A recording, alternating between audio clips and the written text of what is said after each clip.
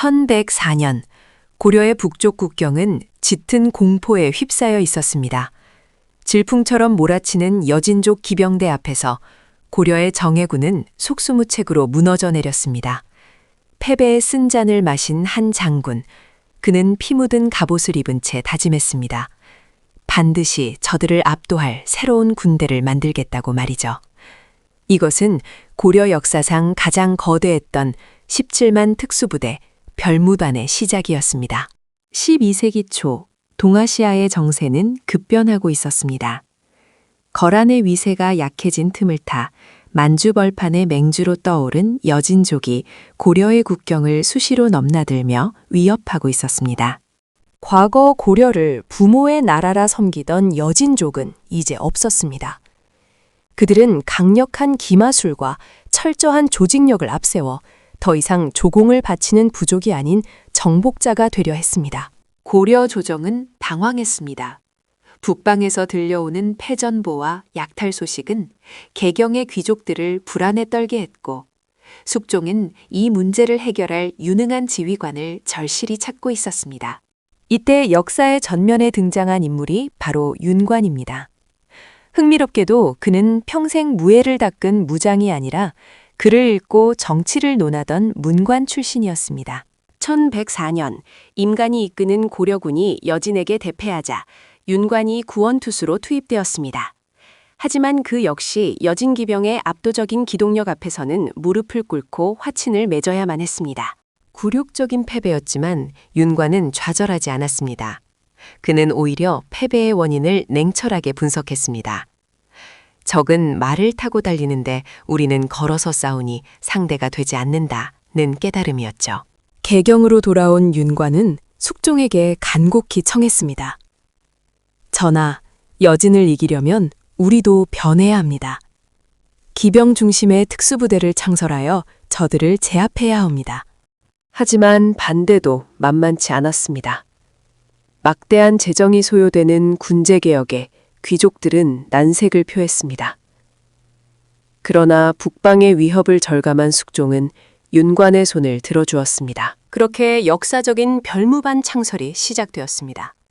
문무 관료부터 장사꾼, 노비, 심지어 승려에 이르기까지 신분을 막론하고 말 탈 줄 아는 자와 힘센 자를 모두 모았습니다. 별무반의 주력은 바로 기병부대인 신기군이었습니다. 여진족의 기동력에 맞대응하기 위해 고려의 모든 말을 증발하여 강력한 기마부대를 육성하기 시작했습니다. 보병인 신보군 또한 강화되었습니다. 기병을 보조하고 진영을 유지하기 위해 체력과 무예가 뛰어난 자들을 선발하여 혹독한 훈련을 시켰습니다. 특이하게도 승려들로 구성된 항마군도 있었습니다. 호국 불교 사상이 강했던 고려에서 승려들은 나라를 지키기 위해 기꺼이 무기를 들고 전장에 나섰던 것입니다. 훈련은 계절을 가리지 않고 계속되었습니다. 윤관은 직접 훈련장을 돌며 병사들의 사기를 북돋았고, 고려군은 점차 오합지졸에서 정예 강군으로 거듭나고 있었습니다. 정벌 준비가 한창이던 때 든든한 후원자였던 숙종이 승하하고 맙니다. 정벌이 중단될 위기였으나 아들 예종은 아버지의 유지를 이어받아 윤관에게 힘을 실어주었습니다. 1107년 12월 윤관은 원수가 되고 오연총이 부원수가 되어 17만 대군을 이끌고 북으로 향했습니다. 고려 건국 이래 최대 규모의 원정군이 대지를 뒤흔들며 진군했습니다. 윤관은 무력뿐만 아니라 지략도 뛰어났습니다. 그는 여진족 추장들을 거짓으로 회유하여 술자리로 초대한 뒤 그들을 단숨에 제압하여 지휘체계를 마비시켰습니다. 지도부를 잃은 여진족은 혼란에 빠졌고 그 틈을 타 고려군은 파죽지세로 밀고 올라갔습니다. 수십 년간 고려를 괴롭혔던 여진의 거점들이 하나둘씩 함락되었습니다. 견고한 석성에서 여진족이 필사적으로 저항하자 고려군의 진격이 멈췄습니다. 이때 단신으로 성벽을 기어올라 적장을 베고 문을 연 영웅, 바로 척준경이 등장합니다. 척준경은 난세의 소드마스터라 불릴 만큼 무예가 뛰어났습니다. 윤관은 신분과 관계없이 그의 능력을 전적으로 신뢰했고 척준경은 목숨을 바쳐 윤관을 보필했습니다. 여진족을 몰아낸 윤관은 즉시 성을 쌓기 시작했습니다. 이것이 바로 그 유명한 동북 구성입니다. 영토를 확실히 지배하기 위해 방어선을 구축하고 백성들을 이주시켰습니다. 터전을 잃은 여진족은 흩어졌던 부족들을 다시 규합하여 맹렬하게 반격해왔습니다. 구성의 각 성들은 밤낮 없이 이어지는 기습 공격에 시달려야 했습니다. 한 번은 윤관이 적은 병력으로 이동하다가 수만의 여진군에게 포위되는 절체절명의 위기를 맞았습니다. 화살이 빗발치고 호위병길이 쓰러져가는 급박한 상황이었습니다. 모두가 도망치려 할 때 척준경이 결사대를 이끌고 적진 한가운데로 뛰어들었습니다. 장군을 구하지 못하면 살아서 돌아가지 않겠다는 외침과 함께 윤관을 구출해냈습니다. 초기의 승리에도 불구하고 전쟁은 길어졌습니다. 혹독한 추위와 보급 문제, 끊임없는 게릴라전은 17만 대군의 사기를 서서히 갉아먹고 있었습니다. 전황이 교착 상태에 빠지자 개경에서는 불만이 터져나왔습니다. 무리한 전쟁으로 국고가 바닥났다. 이제 그만 철수해야 한다는 반대파의 목소리가 높아졌습니다. 여진족 또한 고려의 끈질긴 방어에 지쳐가고 있었습니다. 그들은 다시는 고려를 침범하지 않고 조공을 바치겠다며 제발 구성을 돌려달라고 애원하며 화친을 청해왔습니다. 고려 조정은 깊은 고민에 빠졌습니다. 힘들게 얻은 영토를 지킬 것인가, 아니면 실리를 챙길 것인가. 결국 현실적인 어려움과 여진의 맹세에 구성 반환이 결정되었습니다. 1109년 윤관은 군대를 돌려 개경으로 돌아왔습니다. 그러나 그를 기다린 것은 환영 인파가 아니라 패전의 책임을 묻는 탄핵 상소들이었습니다. 관직을 삭탈당하는 수모를 겪은 윤관은 비록 나중에 복권되었지만 화병을 얻어 1111년 세상을 떠나고 맙니다. 나라를 위한 충정이 정쟁 속에 빛을 잃은 안타까운 최후였습니다. 윤관 사후 여진족은 금나라를 세워 거란과 송나라를 멸망시키고 대륙의 지배자가 되었습니다. 하지만 그 강성한 금나라도 고려만큼은 함부로 넘보지 못했습니다. 별무반의 매운맛을 보았기 때문일까요? 윤관과 17만 장병들이 흘린 피와 땀은 고려가 자주국으로서의 자존심을 지키는 강력한 방파제가 되어주었던 것입니다. 다시 시계를 돌려 12세기 초반의 상황을 자세히 들여다보겠습니다. 당시 여진족은 부족 단위로 흩어져 살았으나 완안부라는 강력한 부족이 등장하며 급속도로 통합되고 있었습니다. 완안부의 추장 영가는 뛰어난 지도력으로 주변 부족들을 복속시켰습니다. 그는 단순한 약탈을 넘어 체계적인 행정 조직과 군사 시스템을 갖춘 국가의 기틀을 다지고 있었습니다. 평화에 젖어 있던 고려의 국경수비대는 장비가 노후화되고 훈련이 부족했습니다. 여진족이 최신식 철갑으로 무장할 때 고려 병사들은 녹슨 창을 들고 서 있는 경우가 허다했습니다.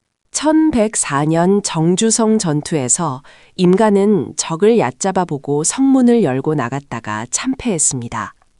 여진 기병의 유인 작전에 말려들어 고려군은 추풍낙엽처럼 쓰러졌습니다. 패전 직후 부임한 윤관은 현장을 보고 경악했습니다. 단순한 병력 차이가 아니었습니다. 전술, 무기, 사기, 모든 면에서 여진족은 이미 고려를 앞서고 있었던 것입니다. 여진의 말들은 북방의 추위에 강했고 병사들은 말 위에서도 자유자재로 활을 쏘았습니다. 게다가 말까지 철갑을 두른 철기병은 보병 위주의 고려군에게는 공포 그 자체였습니다. 윤관은 신은 적의 기세가 하늘을 찌를 듯하여 당해낼 수 없음을 보았습니다. 이는 우리가 약해서가 아니라 병종의 상성이 맞지 않기 때문입니다. 라고 왕에게 보고했습니다. 군대를 만드는 데는 막대한 돈이 필요했습니다. 고려 조정은 귀족들의 사병을 흡수하고 관청에 불필요한 지출을 줄여 별무반 창설을 위한 군자금을 필사적으로 모았습니다. 기병 육성을 위해 나라 안에 쓸만한 말은 모두 징발되었습니다. 백성들 또한 나라를 지키겠다는 일념으로 아끼던 말을 기꺼이 내놓으며 국난 극복에 동참했습니다. 별무반 막사에는 귀족 자제와 노비가 함께 밥을 먹는 진풍경이 벌어졌습니다. 신분의 벽을 넘어 오직 여진정벌이라는 하나의 목표 아래 고려인들이 뭉친 것입니다. 예종은 서경까지 직접 나아가 군사들을 배웅하며 시를 지어주기도 했습니다. 왕이 직접 나서서 전쟁을 독려할 만큼 당시 상황은 매우 절박했습니다. 17만 대군이 움직이려면 길이 필요했습니다. 공병대는 얼어붙은 강에 흙을 뿌리고 숲을 베어내며 진격로를 닦았습니다. 자연조차 그들의 의지를 막을 순 없었습니다. 마침내 국경도시 정주에 도착한 윤관. 그는 병사들에게 우리의 부모와 처자가 편히 잠들 수 있는지는 오늘 우리의 칼끝에 달려 있다며 비장한 연설을 토해냈습니다. 전투가 시작되자 별무반의 위력이 드러났습니다. 신기군의 기동력은 여진 기병을 압도했고 신보군의 방패벽은 적의 돌격을 무력화시켰습니다. 여진족은 당황한 기색이 역력했습니다. 특히 척준경의 무용담은 전설적이었습니다. 그는 말을 타고 적진을 뚫고 들어가 적장의 목을 베어오는 것을 식은 죽 먹기처럼 해내며 아군의 사기를 하늘 높이 끌어올렸습니다. 고려군은 파죽지세로 진격하여 135개의 여진 마을을 점령하고 5천 명에 달하는 적을 사살하거나 포로로 잡았습니다. 고려의 깃발이 만주벌판 곳곳에 휘날렸습니다. 점령지 최복단인 공엄진에 도착한 윤관은 비석을 세웠습니다. 고려지경, 즉 여기가 고려의 땅임을 만천하에 선포한 것입니다. 이는 훗날 영토 분쟁의 중요한 근거가 됩니다. 함주, 영주, 웅주 등 전략적 요충지 9곳에 성을 쌓았습니다. 이것이 동북 구성입니다. 단순한 군사기지가 아니라 남쪽의 백성들을 이주시켜 생활터전을 만든 개척 사업이었습니다. 하지만 낯선 북방으로 이주한 백성들의 삶은 고달팠습니다. 살을 애는 추위와 언제 들이닥칠지 모르는 여진족의 위협 속에서 그들은 하루하루를 버텨내야 했습니다. 정면 승부에서 밀린 여진족은 전술을 바꿨습니다. 대규모 회전 대신 소규모 부대로 끊임없이 보급로를 습격하고 빠지는 치고 빠지기식의 게릴라전을 전개했습니다. 이 전술은 효과적이었습니다. 식량과 화살 공급이 원활하지 않자 성 안에 고립된 고려군의 고통은 커져만 갔습니다. 배고픔과 추위가 적보다 더 무서운 적이 되었습니다. 부원수 오연총이 이끄는 부대마저 갈라수 전투에서 매복에 걸려 큰 피해를 입었습니다. 오연총 자신도 화살을 맞고 가까스로 목숨을 건질 만큼 전황은 악화되었습니다. 이런 극한 상황에서 윤관과 척준경의 우정은 더욱 빛났습니다. 윤관은 척준경을 아들처럼 아꼈고 척준경은 윤관을 아버지처럼 따르며 서로의 생명을 지켜주었습니다. 전황이 어려워지자 개경의 귀족들은 기다렸다는 듯이 윤관을 공격했습니다. 승산 없는 전쟁에 국력을 낭비한다. 윤관이 공명심에 눈이 멀었다는 비난이 빗발쳤습니다. 이는 단순한 정책 대립을 넘어 가문 간의 권력 투쟁 성격도 띠고 있었습니다. 훗날 삼국사기를 쓴 김부식의 형제들은 대표적인 반전파로서 윤관을 강하게 압박했습니다. 예종은 윤관을 지지하고 싶었지만 현실을 무시할 수 없었습니다. 백성들의 원망이 높아지고 국고가 비어가자 왕으로서도 전쟁을 지속할 명분이 약해지고 있었습니다. 여진족은 자손 대대로 고려를 배반하지 않고 조공을 바치겠다며 하늘에 맹세했습니다. 그들 역시 생존을 위해 구성이 절실했기에 더없이 비굴한 자세로 나왔습니다. 결국 1109년 고려는 구성을 여진에게 돌려주고 철군을 결정합니다. 피로 얻은 땅을 2년 만에 돌려주는 허무한 결말이었지만 당시로서는 불가피한 선택이기도 했습니다. 돌아오는 병사들의 발걸음은 무거웠습니다. 죽어간 전우들을 북녘 땅에 묻고 돌아오는 그들의 눈에는 슬픔과 허탈함이 교차했습니다. 개경에 도착한 윤관에게 내려진 것은 포상이 아닌 탄핵이었습니다. 대간들은 그를 패장으로 몰아세우며 관직을 박탈하라고 아우성쳤습니다. 승리한 장군이 죄인이 된 것입니다. 다행히 예종의 배려로 윤관은 극형은 면하고 말년에 명예를 회복했습니다.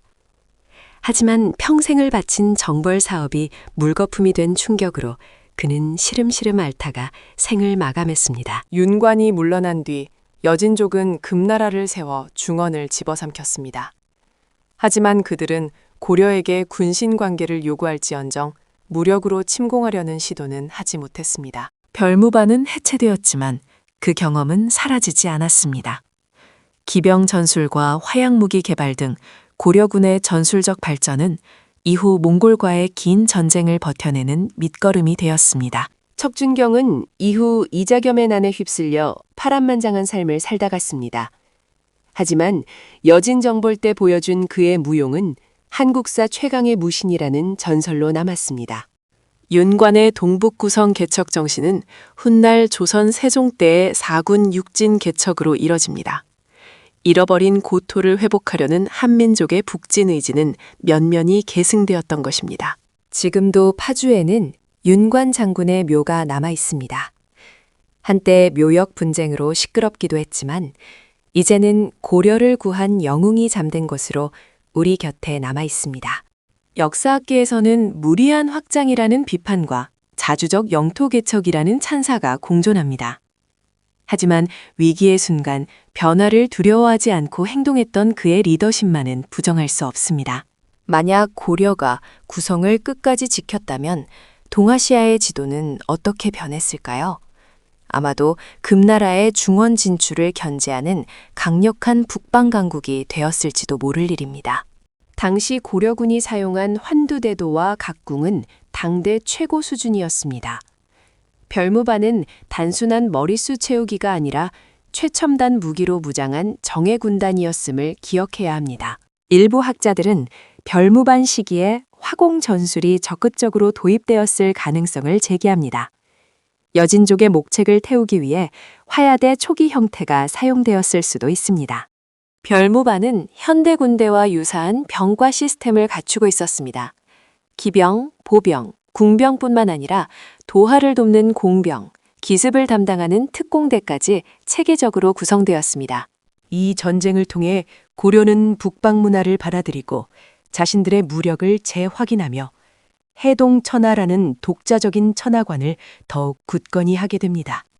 문관 출신이면서도 무장들을 휘어잡은 윤관의 비결은 경청과 솔선수범이었습니다.